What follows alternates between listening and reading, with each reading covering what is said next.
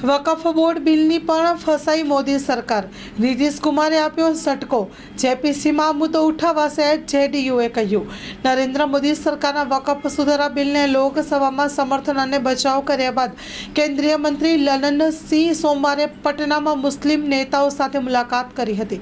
મુલાકાત બાદ જનતા દળ યુનાઇટેડ જેડીયુના પ્રદેશ અધ્યક્ષ ઉમેશ કુશવાહાએ કહ્યું કે બિલ પર બનાવવામાં આવેલી સંયુક્ત સંસદીય સમિતિ જેપીસીમાં જેડીયુના પ્રતિનિધિઓ મુસ્લિમોની ચિંતાઓ ઉઠાવશે. 31 સભ્યોની જેપીસીમાં જેડીયુ તરફથી સુપૌલના સાંસદ દિલેશ્વર કામેત સભ્ય છે.